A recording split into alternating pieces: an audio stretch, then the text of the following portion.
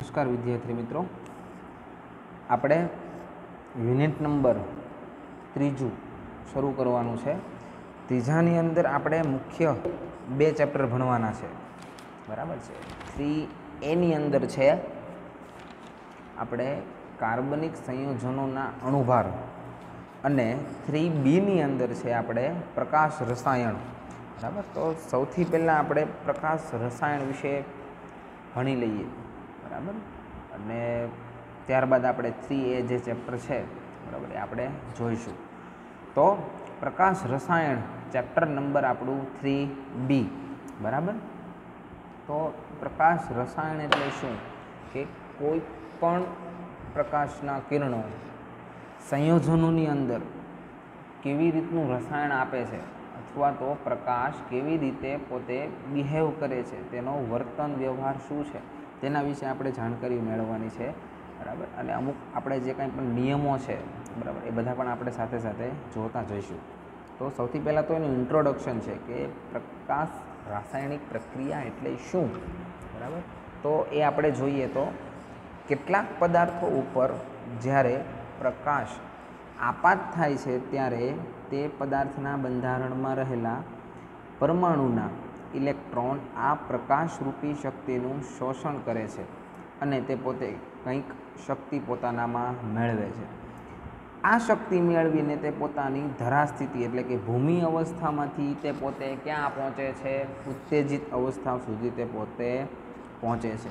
ફરી વખત આપણે જોઈએ કે કેટલાક પદાર્થો ઉપર કંઈક અમુક તત્વો ઉપર જ્યારે આપણે તેના ઉપર પ્રકાશને આપાત કરીએ છીએ ત્યારે શું થશે કે તે પદાર્થના બંધારણમાં જે પરમાણુ ઇલેક્ટ્રોન જે છે, બરાબર, આ ઇલેક્ટ્રોન જે પ્રકાશ આપણે આપાત કરેલો છે એનું શોષણ કરશે અને પોતાનામાં કંઈક શક્તિ મેળવશે. એ શક્તિ મેળવીને પોતે શું કરશે કે પોતે જ્યારે એક સામાન્ય અવસ્થામાં હતા એટલે કે ભૂમિ અવસ્થામાં હતા, ધરા અવસ્થામાં હતા, તેમાંથી પોતે શક્તિ મેળવીને ક્યાં પહોંચશે, ઉત્તેજિત અવસ્થામાં પહોંચશે. એટલે કે નીચેની શક્તિ સપાટીમાંથી તે ઉપરની શક્તિ સપાટી સુધી પહોંચે છે. ઉત્તેજિત સ્થિતિમાં પ્રકાશ ઇલેક્ટ્રોનનું ઉત્સર્જન કરીને વધારાની શક્તિ ગુમાવીને ફરી પોતાની મૂળ સ્થિતિએ પાછા ફરે છે. આ વખતે જો તેઓ રાસાયણિક ફેરફાર અનુભવે તો તેવી પ્રક્રિયાને પ્રકાશ રાસાયણિક પ્રક્રિયા કહેવાય છે. એની વ્યાખ્યા આપણે જોઈએ તો જે પ્રક્રિયાની અંદર પ્રકાશનો પ્રત્યક્ષ કે પરોક્ષ રીતે ઉપયોગ થતો હોય તો તેવી પ્રક્રિયાને પ્રકાશ રાસાયણિક પ્રક્રિયા કહેવાશે. તેના અભ્યાસને પ્રકાશ રસાયણ પણ કહેવાય છે. અને સામાન્ય રીતે પ્રકાશ રાસાયણિક પ્રક્રિયા માટે દૃશ્યમાન પ્રકાશનો ઉપયોગ કરવામાં આવે છે, બરાબર. અને દૃશ્યમાન પ્રકાશના કિરણોની આવૃત્તિ ક્યાં સુધીની છે તો કે 2000 એંગસ્ટ્રોમથી 8000 એંગસ્ટ્રોમ સુધીની, બરાબર. પછી છે કે પ્રકાશ રાસાયણિક પ્રક્રિયા અને ઉષ્મીય પ્રક્રિયા વચ્ચે શું તફાવત છે તો એ આપણે જોઈએ તો ડાબી બાજુ છે પ્રકાશ રાસાયણિક પ્રક્રિયા અને જમણી બાજુ આપણે જોવાના છે મુદ્દા ઉષ્મીય પ્રક્રિયાના.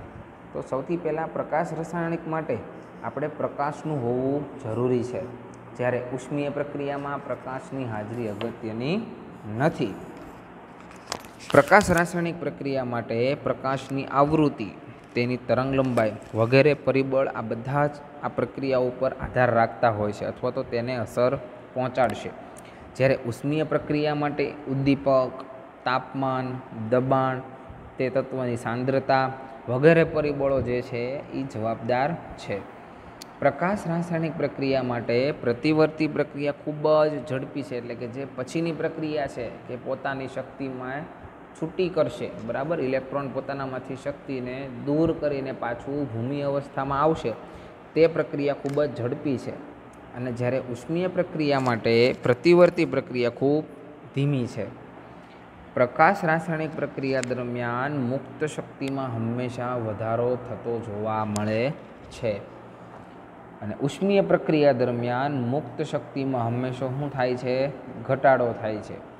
પ્રકાશ રાસાયણિક પ્રક્રિયાનું ઉદાહરણ છે પ્રકાશ સંશ્લેષણ. વનસ્પતિ દ્વારા જે પ્રકાશનું શોષણ કરીને પોતાની અંદર જે કંઈ પણ શક્તિ પૂરી પાડે છે તે અને ઉષ્મીય પ્રક્રિયા માટે શું છે કે તટસ્થીકરણની પ્રક્રિયા. કોઈપણ બે અલગ અલગ માધ્યમ વચ્ચે જ્યારે તટસ્થીકરણની પ્રક્રિયા થતી હોય, બરાબર, તો તે ઉષ્મીય પ્રક્રિયાનું ઉદાહરણ છે.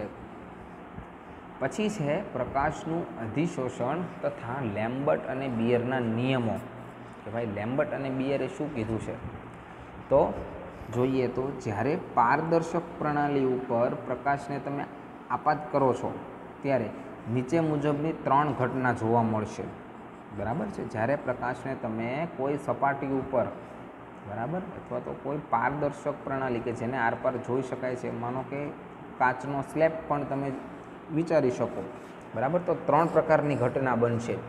કઈ કઈ ઘટના બનશે? તો પહેલી છે કેટલાક પ્રકાશનું પરાવર્તન થશે, જેને કહેવાશે IR, કે જે પ્રકાશ માધ્યમની અંદર પ્રવેશ કરશે નહીં, પોતે ત્યાંથી જ પહેલી જ સપાટીએથી પરાવર્તન પામીને પાછા વળી જશે. તેને શું કહેવાય છે? IR, અથવા તો પ્રકાશના પરાવર્તિત કિરણો.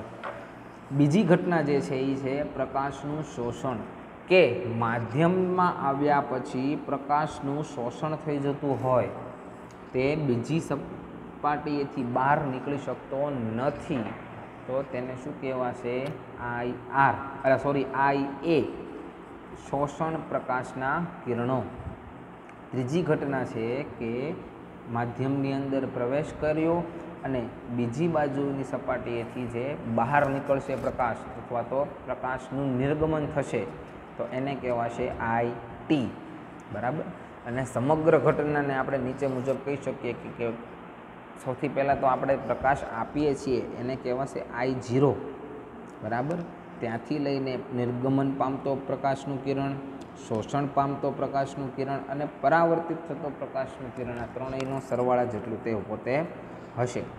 આથી કહી શકાય કે આપાત પ્રકાશની તીવ્રતા એ પરાવર્તિત, શોષિત અને નિર્ગમન પામતા પ્રકાશની તીવ્રતાના સરવાળા બરાબર જેટલું હશે. બરાબર. હવે પ્રકાશ રાસાયણિક પ્રક્રિયા માટે માત્ર શોષાયેલો પ્રકાશ રાસાયણિક પ્રક્રિયા માટે માત્ર શોષાયેલો પ્રકાશ ઉપયોગી હોવાથી તેને અસર કરતા પરિબળો નીચે મુજબ છે. બરાબર. તો સૌથી પહેલું છે પ્રક્રિયા માટે લીધેલો પદાર્થ જે છે એનો સ્વભાવ કેવો છે. બીજું છે તમે જે કાંઈ પણ પદાર્થ કે માધ્યમ લીધું છે તેની જાડાઈ અથવા તેની સપાટી કેટલી છે, તેનો વિસ્તાર કેટલો છે. પછી છે તમે જે પ્રકાશ આપો છો, જે પ્રકાશને આપાત કરો છો એની તરંગ લંબાઈ કેટલી છે. પછી છે દ્રાવણ અથવા તો પદાર્થની સાંદ્રતા કેટલી છે. તમે જે કાંઈ પણ માધ્યમ લીધું છે, પદાર્થ લીધો છે, દ્રાવણ લીધું છે, તો એ કેટલી સાંદ્રતામાં છે. અને છેલ્લું છે કે જે પ્રકાશ આપાત થાય છે એની તીવ્રતા કેટલી છે, તે કેટલા તીવ્ર વેગ સાથે પોતે માધ્યમની અંદર પ્રવેશ કરશે. બરાબર. ઉપરોક્ત અસર કરતા જુદા જુદા પરિબળો પૈકી પ્રણાલીના કદ, પ્રણાલીની સાંદ્રતા અને શોષણ તેમજ નિર્ગમન પામતા પ્રકાશની તીવ્રતા વચ્ચેનો સંબંધ લેમ્બર્ટ અને બિયર નામના વૈજ્ઞાનિકે આપેલો છે. તો એમાં સૌથી પહેલાં આપણે લેમ્બર્ટનો નિયમ જોઈએ. તો લેમ્બર્ટ નામના વૈજ્ઞાનિકે કીધું 1760ની અંદર કે જ્યારે પ્રણાલીમાં રહેલા પદાર્થની સાંદ્રતા અચળ રાખીએ અને માત્ર ને માત્ર પ્રણાલીનું કદ, એમાં લંબાઈ, જાડાઈ કે વિસ્તાર વધારતા જઈએ તેમ શોષિત પ્રકાશની માત્રા વધે છે અને નિર્ગમન પામતા પ્રકાશની તીવ્રતા શું થાય છે? ઘટતી જશે. બરાબર. અંદર પ્રકાશના કિરણો શોષાતા જશે વધારે અને બહાર નીકળને બીજી બાજુ વિરુદ્ધ સાઈડથી જે નિર્ગમન પામે છે પ્રકાશ, બરાબર, એનું પ્રમાણ કેવું થઈ જશે? ઓછું થઈ જશે. બરાબર. અહીંયા આપણે અલગ અલગ માધ્યમમાં અલગ અલગ એક સરખી જ સાંદ્રતાવાળું દ્રાવણ લઈએ, ચાલો, બરાબર, પણ એક પાત્ર નાનું છે, બીજું એના પછીનું પાત્ર છે એનાથી થોડુંક મોટું છે અને એના પછીનું જે માધ્યમ છે એ થોડુંક એના કરતાં વધારે મોટું છે. પણ ત્રણેયની અંદર જે કાંઈ પણ આપણે દ્રાવણ ભરીએ છીએ, બરાબર, તો એ દ્રાવણ સમાન સાંદ્રતાવાળું છે. બરાબર. બીજું કે આપણે આ માધ્યમની અંદર એક સરખો જ આપાત પ્રકાશ આપીએ છીએ, બરાબર, એક સરખી તીવ્રતાવાળો કે એક સરખી તરંગ લંબાઈવાળો પ્રકાશ આપણે આપાત કરીએ છીએ તો પણ જે વિરુદ્ધ સાઈડથી જે નિર્ગમન પામતા કિરણો જે હશે, બરાબર, અહીંયા આગળ તેનું પ્રમાણ કેવું હશે? અલગ અલગ. કેમ કે આ માધ્યમની અંદર પ્રકાશના કિરણોને શોષણ થવા માટે સપાટી વિસ્તાર કેવો છે? ઓછો છે. આ માધ્યમને તેનાથી થોડોક વધારે વિસ્તાર, માધ્યમ, જાડાઈ વધારે મળી રહે છે, બરાબર. તો પ્રકાશના કિરણોનું શોષણ અહીંયા કરતાં અહીંયા આગળ થોડુંક વધારે થશે, એટલે નિર્ગમન થોડુંક ઓછા પ્રમાણમાં થશે. અને એના કરતાં મોટા પાત્રની અંદર પ્રકાશના કિરણોને શોષણ થવા માટે એનાથી વધારે ચાન્સ મળશે. તો જે નિર્ગમન પામતા કિરણો જે છે, બરાબર, એ એનાથી પણ ઓછા આપણને મળશે, બરાબર. હવે આપણે જોઈએ કે બિયર નામના વૈજ્ઞાનિકે શું કીધું. તો 1852ની અંદર આ નિયમ આપ્યો. તેની અંદર પ્રણાલીનું જાડાઈ એટલે કે લંબાઈ, જાડાઈ કે વિસ્તાર અચળ રાખીએ, એક સરખું માધ્યમ હોય પણ પદાર્થની સાંદ્રતા વધારતા જઈએ તેમ તેમ શોષિત પ્રકાશની માત્રામાં વધારો થાય છે અને નિર્ગમન પામતા પ્રકાશની તીવ્રતા કેવી થઈ જાય છે? ઘટતી જશે, બરાબર. અહીંયા આગળ આપણે પાત્ર એક સરખું લેવાનું છે, બરાબર. ત્રણેય પાત્ર એક સરખા, બરાબર. જે પ્રકાશ આપશું તેની તીવ્રતા પણ એક સરખી, પરંતુ આ ત્રણેય પાત્રની અંદર 1, 2 અને 3 એમ ચડતા ક્રમમાં દ્રાવણની સાંદ્રતા કેવી થઈ જશે? વધતી જશે, બરાબર. જેમ દ્રાવણની સાંદ્રતા વધશે તેમ એની અંદર શોષિત પ્રકાશનો દર કેવો થઈ જશે? વધતો જશે. જો શોષણ વધારે થશે તો બહાર ઓછા પ્રમાણમાં નીકળી શકે, બરાબર. તો આ નિયમ કોણે આપ્યો છે? બિયર નામના વૈજ્ઞાનિકે. હવે છે ગ્રોથસ ડ્રોપર અને સ્ટાર્ક આઇન્સ્ટાઈનનો નિયમ. તો સૌથી પહેલાં આપણે ગ્રોથસ ડ્રોપરનો નિયમ જોઈએ. તો આ નિયમને પ્રકાશ રસાયણના પ્રથમ નિયમ તરીકે લેવામાં આવ્યો છે 1818ની અંદર, બરાબર. યોગ્ય પુરાવાઓને ફેરફારો સાથે 1841માં ડબલ્યુ ડ્રોપર નામના વૈજ્ઞાનિકે ફરીથી આ વિચાર રજૂ કર્યો. ગ્રોથસ અને ડ્રોપર જુદી જુદી પ્રકાશ રાસાયણિક પ્રક્રિયાનો અભ્યાસ કરીને એણે એ નિર્ણય ઉપર આવ્યા કે પ્રણાલી ઉપર પ્રકાશ તમે આપાત કરો છો ત્યારે પ્રકાશનો માત્ર અવશોષિત જથ્થો જ રાસાયણિક પરિવર્તન લાવવા માટે કારણભૂત છે. માત્ર અસર કોણ કરશે? માત્ર પ્રકાશનો જથ્થો. પરાવર્તન પામતો કે નિર્ગમન પામતો જથ્થો જે કાંઈ પણ છે એ રાસાયણિક પરિવર્તન માટે ઉપયોગી નથી. કેટલા પ્રકારમાં પરાવર્તન પામે છે કે કેટલા ટકામાં નિર્ગમન પામે છે પ્રકાશ, તે કોઈ પણ રાસાયણિક પરિવર્તન માટે જવાબદાર નથી. પરાવર્તન પામતો કે નિર્ગમન પામતો જે કાંઈ પણ જથ્થો જે છે એ રાસાયણિક પરિવર્તન માટે ઉપયોગી નથી. અર્થાત એટલે કે પ્રણાલી દ્વારા જેટલા પ્રકાશનું શોષણ થશે તેટલો જ પ્રકાશ રાસાયણિક પ્રક્રિયા માટે કારણભૂત છે. માધ્યમની અંદર જેટલું પ્રકાશનું શોષણ થયું એટલા પ્રમાણમાં જ પ્રક્રિયાની અંદર પોતે અસર પહોંચાડશે. કેટલો પ્રકાશના કિરણો પાછા વળી ગયા કે કેટલા પ્રકાશના કિરણો આરપાર નીકળી ગયા તેના ઉપર કોઈ લાગુ પડતું નથી. આ નિયમને આધારે પ્રકાશ રાસાયણિકની ક્રિયા થશે કે નહીં તેની માહિતી મળે છે, પરંતુ કેટલાક પ્રમાણમાં થશે તેની માહિતી મળતી નથી. માટે ગ્રોથસ ડ્રોપરના નિયમ માત્ર ગુણાત્મક છે, તે જથ્થા વિશે માહિતી આપતું નથી. કેટલા પ્રમાણમાં નિપજનો જથ્થો મળશે તેની માહિતી મળતી નથી. ત્યારબાદ આવે છે આઇન્સ્ટાઈનનો નિયમ. ગ્રોથસ ડ્રોપરના નિયમની અમુક મર્યાદાઓ જે હતી તે દૂર કરવા માટે આઇન્સ્ટાઈન અને સ્ટાર્ક નામના વૈજ્ઞાનિકે આ નિયમ આપ્યો છે. ગ્રોથસ ડ્રોપરના નિયમ મુજબ તે માત્ર ગુણાત્મક છે, તે જથ્થાના નિપજના જથ્થા વિશે માહિતી આપતું નથી. માટે આઇન્સ્ટાઈને આ નિયમની અંદર સુધારો કરીને બીજો નિયમ આપ્યો છે, જે શું દર્શાવે છે કે આઇન્સ્ટાઈનના પ્રકાશ રાસાયણિક સમતુલ્યના સિદ્ધાંત તરીકે પોતે ઓળખવામાં આવે છે. આ નિયમને તેમાં સ્ટાર્ક નામના વૈજ્ઞાનિકે સુધારો કર્યો હોવાથી આ નિયમને આઇન્સ્ટાઈન-સ્ટાર્ક તરીકે પણ ઓળખાશે. આઇન્સ્ટાઈને આ નિયમ આપવા માટે ડી બ્રોગલી અને પ્લાન્કની થિયરીનો અભ્યાસ કર્યો, જે મુજબ પ્રકાશ નાના કણનો બનેલો છે તેમ સૌથી પહેલાં તો સ્વીકારવામાં આવ્યું અને નાના કણોને તેણે શું કીધું? ફોટોન્સ કહ્યા. આ ઉપરાંત બોહરના પરમાણુ મોડેલનો અભ્યાસ તેણે કર્યો. આઇન્સ્ટાઈને શું કીધું કે અવશોષિત પ્રકાશનો એક ફોટોન એટલે કે જે શોષણ થશે એમાં એક ફોટોન જે છે એ રાસાયણિક પ્રક્રિયામાં ભાગ લેતા પદાર્થનું શું કરે છે? વિઘટન કરીને એને નિપજમાં ફેરવે છે. એક ફોટોન એક પદાર્થનું શું કરશે? રાસાયણિક પ્રક્રિયા કરીને એને નિપજમાં રૂપાંતરિત કરશે. બીજી રીતે જોવા જોઈએ તો આ નિયમ શું કહે છે કે આ 5 પ્રકાશના શોષિત જથ્થાનો એક ફોટોન પ્રક્રિયકના એક અણુનું વિઘટન કરીને નિપજમાં રૂપાંતરણ કરે છે. એટલે કે પ્રકાશનો એક ફોટોન, પ્રકાશનો એક કણ પ્રક્રિયકના એક કણને નિપજમાં ફેરવે છે. બરાબર, આ ચોખ્ખા ભાષામાં એનો નિયમ થયો.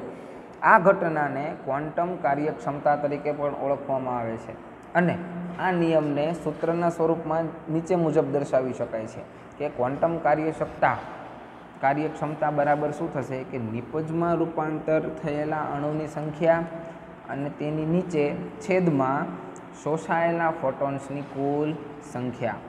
આઇન્સ્ટાઈનના નિયમ મુજબ સંપૂર્ણપણે સાચો હોય તો ક્વોન્ટમ કાર્યક્ષમતાનું મૂલ્ય 1 આવે છે, જે પ્રાથમિક પ્રકાશ રાસાયણિક પ્રક્રિયા માટે તદ્દન કેવું છે? સાચું છે. પરંતુ દ્વિતીયક પ્રકારની પ્રકાશ રાસાયણિક પ્રક્રિયા માટે ક્વોન્ટમ કાર્યક્ષમતાનું મૂલ્ય 1 કરતાં વધુ કે ઓછું આવે છે, જેના કારણે ક્વોન્ટમ કાર્યક્ષમતામાં શું થાય છે? આપણને ફેરફાર થતો જોવા મળશે. બરાબર. હવે આઇન્સ્ટાઈનનો પ્રકાશ રાસાયણિક માટે સમતુલ્યતાનો સિદ્ધાંત શું છે? બરાબર, એ આપણે જોઈએ તો આપેલ પ્રકાશ રાસાયણિક પ્રણાલી માટે જે પ્રકાશના વિકિરણો કારણભૂત છે એટલે કે જે અસરકારક છે તેની એક ક્વોન્ટમ પ્રકાશની શક્તિ વડે પ્રક્રિયકના એક પરમાણુનું અથવા તો અણુનું સક્રિયકરણ થાય છે. પ્રકાશ રાસાયણિક પ્રક્રિયા દરમિયાન જો ઉષ્મીય પ્રક્રિયા થતી હોય એટલે કે આ પ્રક્રિયાની સાથે સાથે અથવા તો તેના પછી જો ઉષ્મીય પ્રક્રિયા થશે તો તે એક એવા સમયે પ્રત્યેક ક્વોન્ટમ શક્તિ દીઠ એક વધુ સંખ્યામાં અણુઓનું સક્રિયકરણ પામતા હશે અથવા તો પામતા હોય તેવી તેણે વાત કરી છે. તો આ સંજોગોમાં સિદ્ધાંત જે છે આઇન્સ્ટાઈનનો એ લાગુ પડતો નથી. પ્રકાશ રાસાયણિક પ્રક્રિયામાં સાંકળ પ્રક્રિયા શરૂ થઈ જાય તો ક્વોન્ટમ કાર્યક્ષમતાનું મૂલ્ય જે છે એ 1 આવતું નથી અને આ સિદ્ધાંત લાગુ પડી શકાતો નથી. હવે આઇન્સ્ટાઈનના પ્રકાશ રાસાયણિક સમતુલ્યતાના સિદ્ધાંતને આધારે આપણે ક્વોન્ટમ કાર્યક્ષમતાનું આપણે સૂત્ર આપીએ તો નિપજમાં રૂપાંતર થયેલ અણુની સંખ્યા તેના છેદમાં શોષાયેલા ફોટોનની સંખ્યા. બરાબર. તો આ થયું અહીંયા આગળ આઇન્સ્ટાઈનનો નિયમ. હવે આપણે જોઈએ તો ક્વોન્ટમ નિપજ અથવા તો ક્વોન્ટમ કાર્યક્ષમતા. હવે આપણે જોઈએ ક્વોન્ટમ કાર્યક્ષમતા. તો ઘણી બધી પ્રકાશ રાસાયણિક પ્રક્રિયાની અંદર જેટલા ફોટોનનું શોષણ થાય છે તેટલા જ અણુનું નિપજમાં પણ રૂપાંતરણ થતું નથી. કેટલીક વખત નિપજમાં રૂપાંતરણ પામતા અણુની સંખ્યા જે શોષાયેલા પ્રોટોનની સંખ્યા છે તેના કરતાં વધુ કે ઓછી પણ હોઈ શકે છે. તેથી પ્રકાશ રાસાયણિક પ્રક્રિયાનું પરિણામ દર્શાવવું જરૂરી બને છે.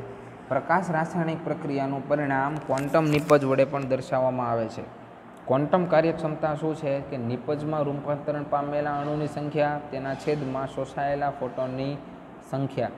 જો કાર્યક્ષમતા 1 કરતાં નાની મળશે તો કાર્યક્ષમતા નીચી અને 1 કરતાં મોટી મળશે તો કાર્યક્ષમતા ઊંચી. હવે એની વ્યાખ્યા શું છે કે નિપજમાં રૂપાંતર પામતા અણુની સંખ્યા અને તે સમય દરમિયાન પ્રણાલીએ કેટલા ફોટોનને શોષેલા છે તેની સંખ્યાના ગુણોત્તરને ક્વોન્ટમ કાર્યક્ષમતા કહેવાય છે. બરાબર. નિપજમાં કેટલા ફેરવાણા અને એ સમય દરમિયાન કેટલા ફોટોન્સનું શોષણ કર્યું આ બંનેના ગુણોત્તરને શું કહેવાશે? ક્વોન્ટમ કાર્યક્ષમતા. હવે આ ક્વોન્ટમ કાર્યક્ષમતા જે નીચી જાય છે તો એના માટે કયા કયા કારણો લાગુ પાડે છે? તો સામાન્ય રીતે આઇન્સ્ટાઈનનો નિયમ સંપૂર્ણપણે જો સાચો હોય તો ક્વોન્ટમ કાર્યક્ષમતાનું મૂલ્ય 1 આવે, પણ કેટલીક પ્રક્રિયા દરમિયાન એનું મૂલ્ય, કાર્યક્ષમતાનું મૂલ્ય 1 કરતાં નીચું મળે છે. તેના માટે નીચેના કારણો જવાબદાર છે. એમાંનું પહેલું છે અપૂરતી શક્તિ. આ પ્રક્રિયા દરમિયાન અથવા તો પ્રકાશ રાસાયણિક પ્રક્રિયા દરમિયાન પ્રક્રિયકને આપવામાં આવતો પ્રકાશ જો ઓછી તીવ્રતાવાળો હોય તો ફોટોનના શોષાવા છતાં અપૂરતી શક્તિને કારણે પ્રક્રિયાનું અથવા તો અણુનું નિપજમાં રૂપાંતરણ થતું નથી અને ક્વોન્ટમ કાર્યક્ષમતાનું મૂલ્ય કેવું આવે છે? નીચું આવે છે. બરાબર.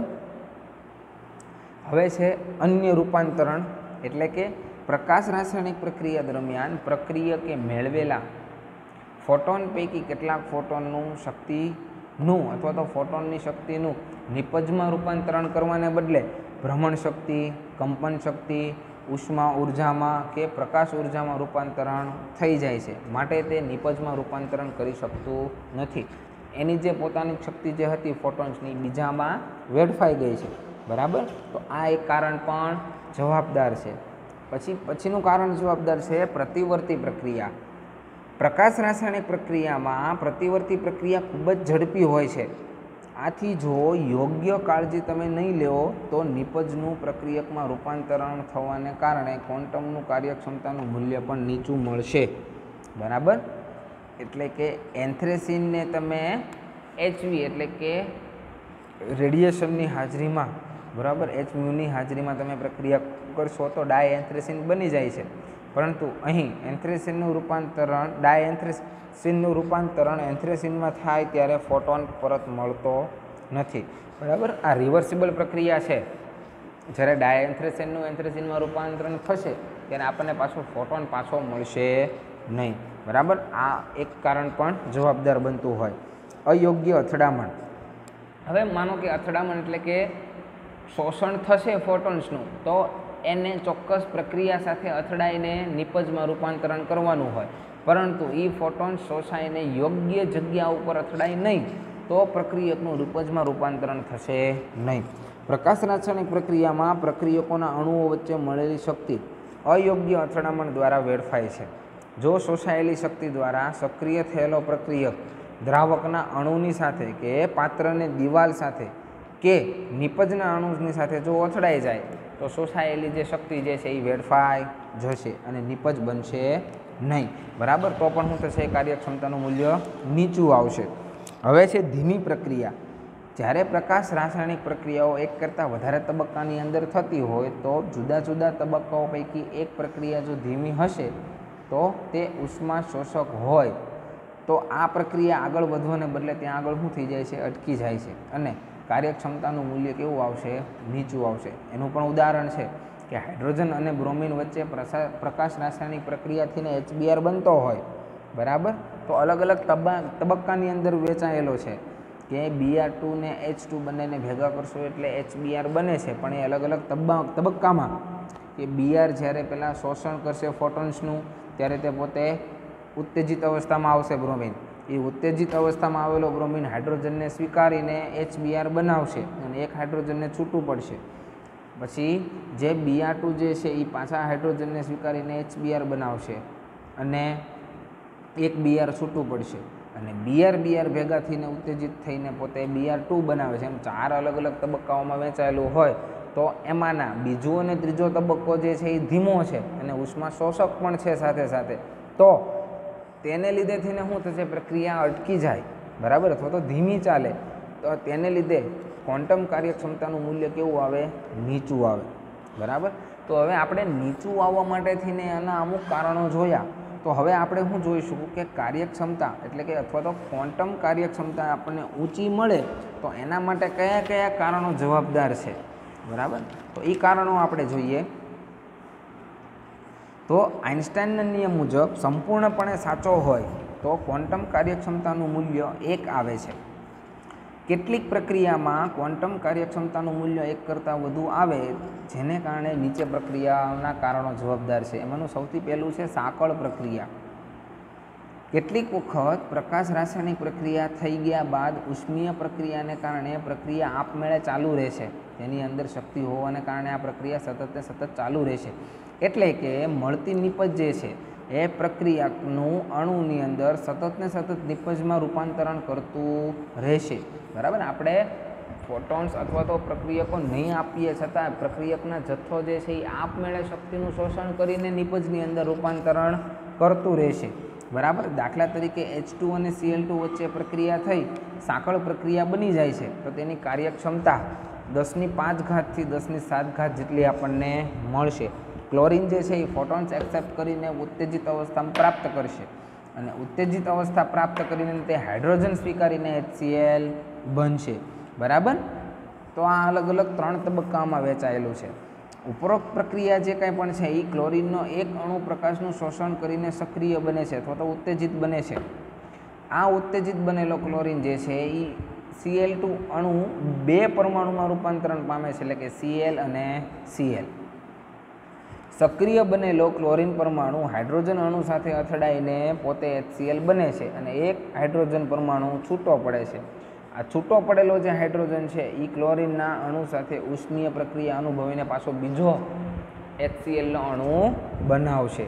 આમ અહીં પ્રક્રિયા 2 અને 3 સતત ચાલુ રહે છે અને આપમેળે થયા કરે છે અને આપણને બહારથી ફોટોન્સ આપવાની જરૂર રહેતી નથી અથવા તો શક્તિ આપવાની જરૂર રહેતી નથી. આવી પ્રક્રિયા થવા માટે ખૂબ જ ઓછા ફોટોન્સની જરૂરિયાત પડતી હોય છે. એક વખત પ્રક્રિયા શરૂ થયા બાદ આપમેળે પ્રક્રિયા જો શરૂ રહેતી હોય તો ક્વોન્ટમ કાર્યક્ષમતાનું મૂલ્ય ઊંચું જાય છે. હવે આપણે એક ઉદાહરણ જોશું HIનું વિઘટન. બરાબર.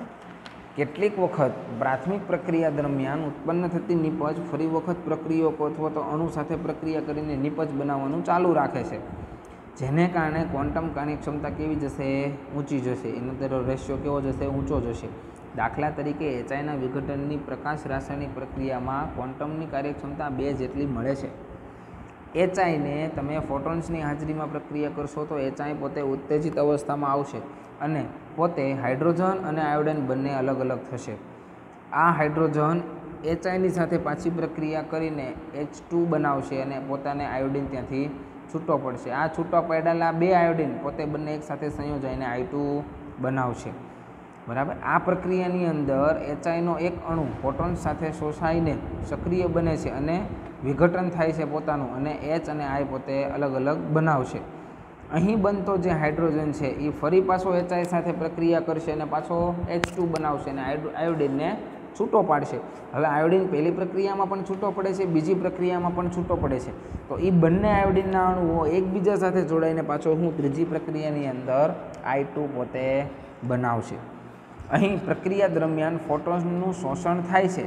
જ્યારે પ્રક્રિયકોના 2 અણુનું વિઘટન થતું હોય ત્યારે કાર્યક્ષમતાનું મૂલ્ય કેવું થાય છે? ઊંચું આવે છે. બરાબર. તો આપણે સૂત્રમાં કિંમત મૂકીએ તો વિઘટન પામતા અણુની સંખ્યા 2 અને શોષાયેલ ફોટોન્સની સંખ્યા કેટલી? 1 જ વખત.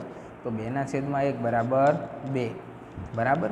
હાઇડ્રોજન અને બ્રોમિનની તેમજ ક્લોરિન સાથેની પ્રકાશ રાસાયણિક પ્રક્રિયા આપણે જોઈએ તો એમાંની પહેલી છે હાઇડ્રોજનની બ્રોમિન સાથે પ્રક્રિયા ધીમી છે અને હાઇડ્રોજનની ક્લોરિન સાથેની પ્રક્રિયા સાંકળ પ્રક્રિયા તરીકે વર્તે છે. બરાબર. હવે છે સ્ફુરણ અને પશ્ચાત સ્ફુરણ.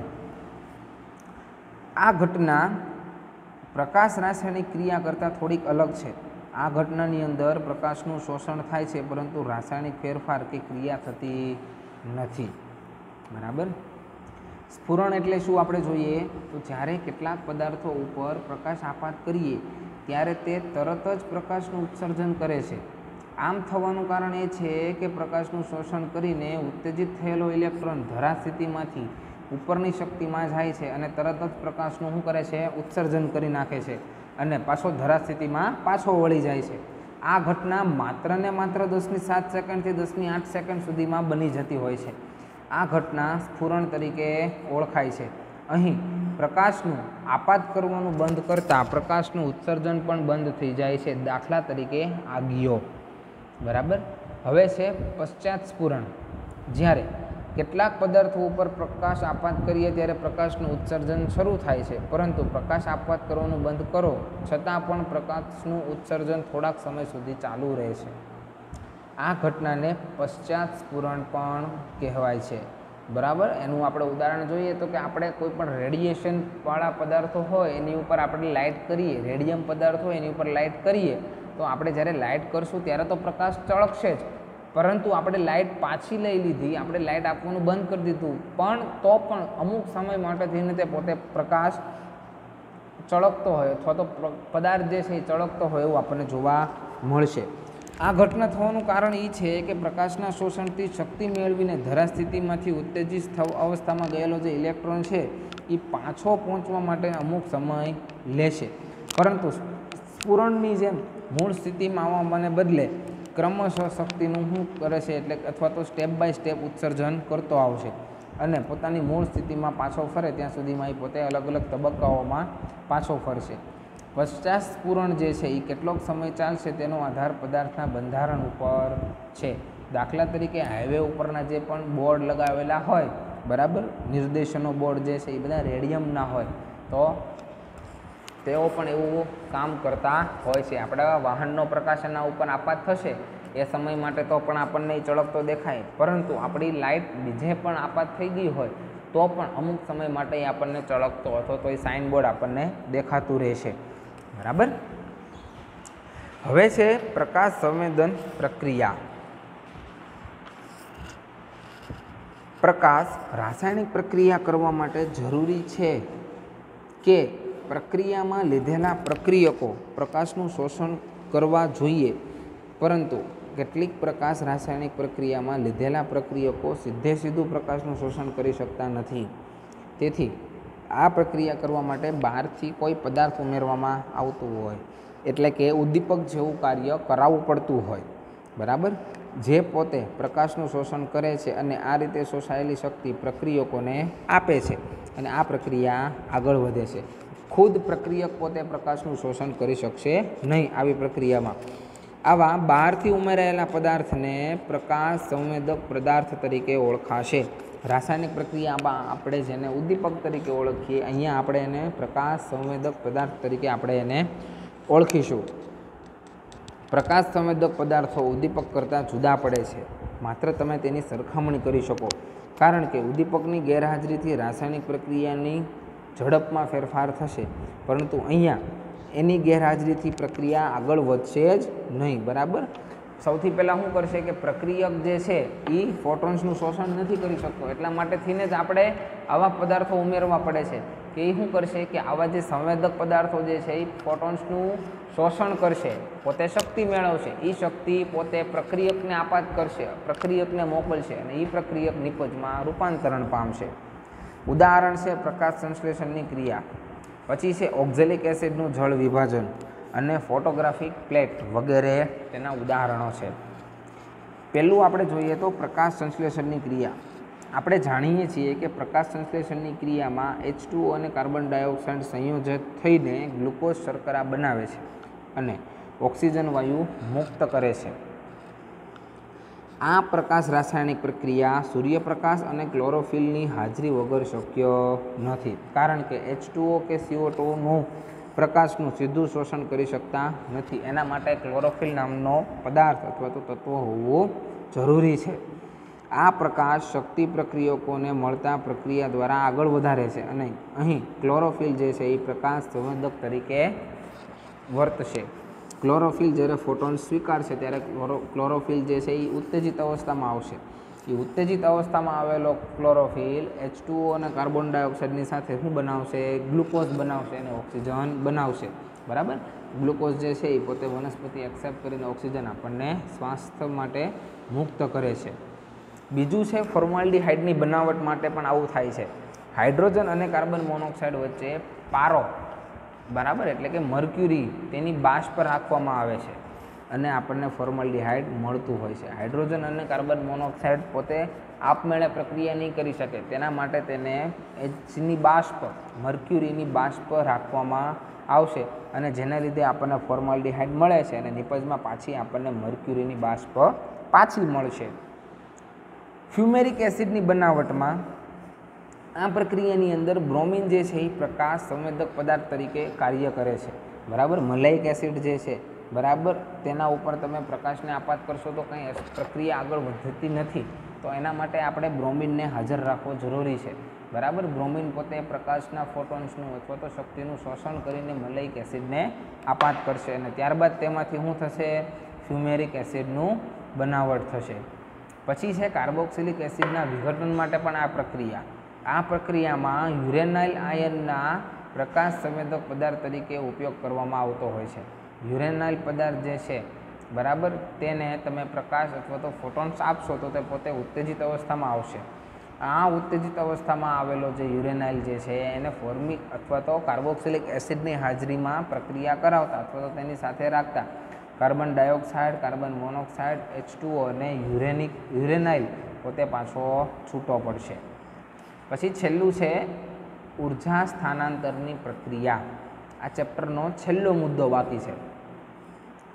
પ્રકાશ રાસાયણિક પ્રક્રિયામાં ઇલેક્ટ્રોન ઉર્જા મેળવીને નીચલા શક્તિ સ્તરમાંથી ઉપરના શક્તિ સ્તરમાં જાય છે. આ ઇલેક્ટ્રોન પોતે શોષાયેલી ઉર્જાનું શું કરે છે?